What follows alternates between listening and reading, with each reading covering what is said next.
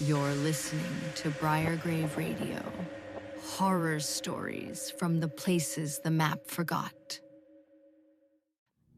I didn't expect the cabin to feel so familiar.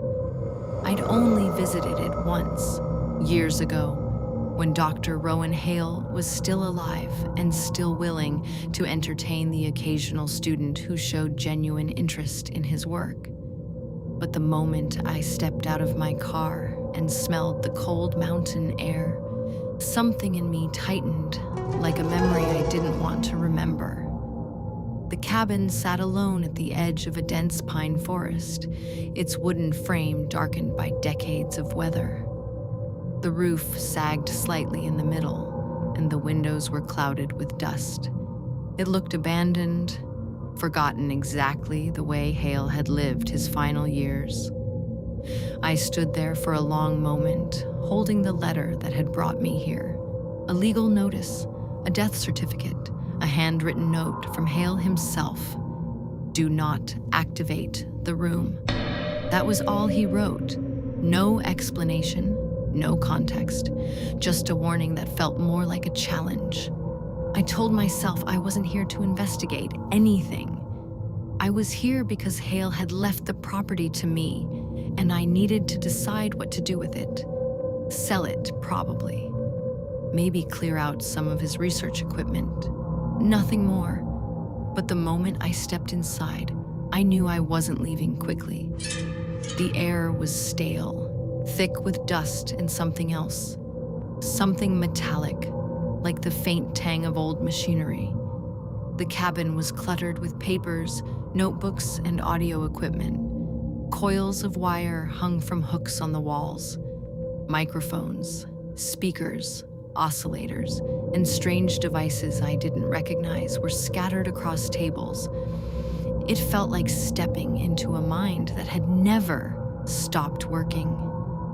I walked slowly through the main room, touching the equipment, flipping through notebooks filled with Hale's cramped handwriting. He'd always been brilliant, but his ideas had grown stranger over the years.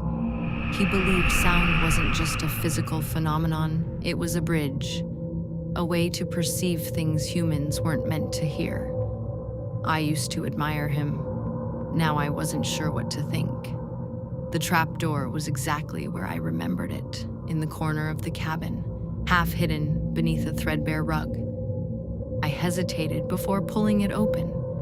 The hinges groaned, releasing a breath of cold, stale air from below. A metal staircase descended into darkness. I stood at the top for a long moment, listening. Silence. But not normal silence. This silence felt thick, like the air was pressing against my ears. I went down. The steel door at the bottom was heavy, reinforced, with a small observation window that revealed nothing but darkness.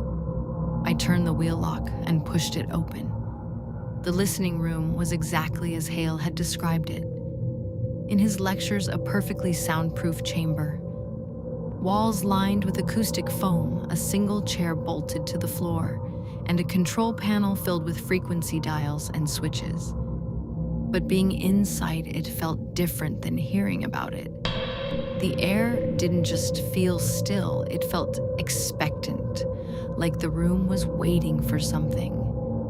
I stepped inside and closed the door behind me. The silence was immediate and absolute.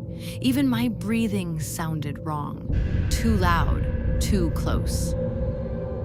On the table beside the chair sat a reel-to-reel recorder, still loaded with tape.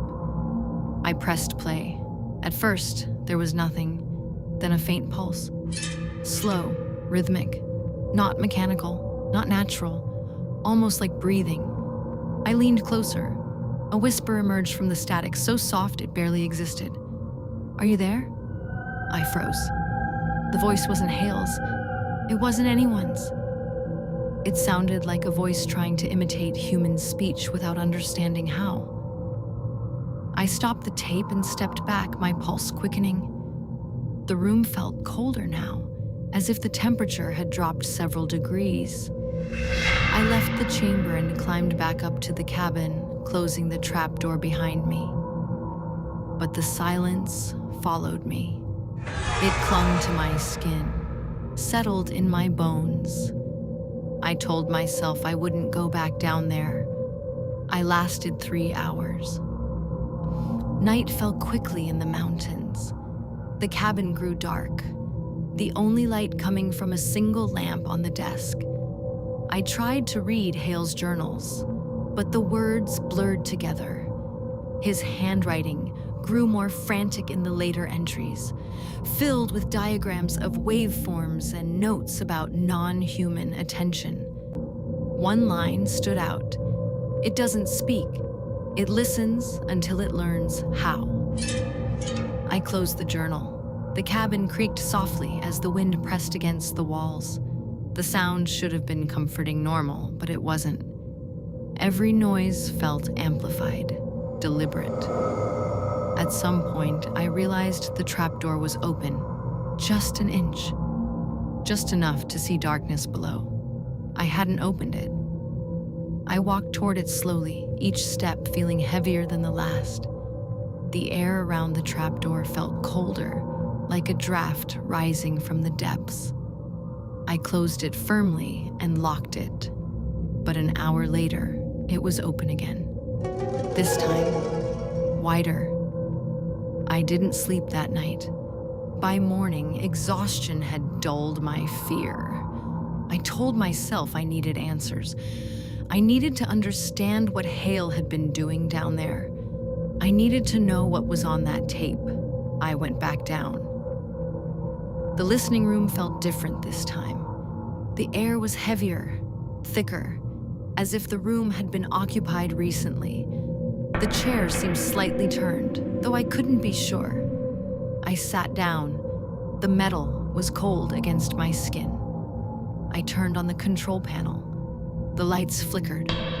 The room vibrated with low, sub-audible tones. The air seemed to pulse. I adjusted the frequency dials slowly, watching the waveforms shift on the small monitor. At certain frequencies, the walls seemed to hum. At others, the air felt like it was pressing inward. Then I heard it, a faint sound behind the wall. Not movement, not scratching, listening, as if something on the other side was pressing its ear against the wall. I turned off the panel immediately. The vibration stopped, but the sense of presence didn't. I stood up, heart pounding. That's when I heard the whisper. Elias. My name, spoken in my own voice. I spun around. No one was there. But the air behind me was colder, sharper, as if something had just moved through it.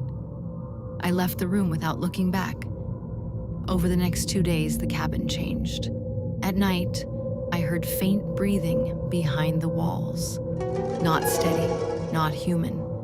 Like someone trying to mimic the rhythm of breathing without understanding it. Objects moved when I wasn't looking. A notebook shifted from one table to another. A microphone that had been unplugged was suddenly powered on. The trapdoor opened itself every night, no matter how many times I locked it. I found new recordings on the reel-to-reel recordings I hadn't made. On one of them, I heard myself speaking. Except I wasn't speaking. The voice was mine, but the cadence was wrong. The pauses were wrong. The breathing was wrong. It sounded like something practicing, learning. On the third night, I woke to the sound of footsteps. Soft, slow, moving across the cabin floor. I held my breath. The footsteps stopped outside my bedroom door. Then a whisper, barely audible. Are you there? I didn't move. I didn't speak. The doorknob turned slowly. Once. Twice. The door creaked open. I stared into the darkness, waiting for something to appear. Nothing did.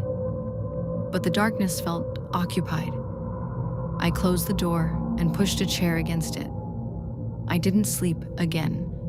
By morning, I knew I had to leave. Whatever Hale had discovered, whatever he had awakened, it wasn't meant to be heard. It wasn't meant to be acknowledged. I packed my bag quickly, avoiding the trap door, avoiding the equipment, avoiding the silence that seemed to follow me from room to room. I stepped outside into the cold morning air, feeling a wave of relief wash over me. Then I heard it, a whisper drifting from the open cabin door. "Don't leave." I froze. The voice was mine. I didn't look back. I ran to my car, started the engine, and drove down the mountain without stopping. I didn't return to the city for 2 days. I stayed in a motel, trying to convince myself that what I'd experienced was exhaustion, stress, grief, anything but real. But the second night in the motel, I heard it again, a faint whisper behind the wall. Elias, the same cadence, the same breath, the same imitation. It had followed me. It was still listening, and now it knew my name.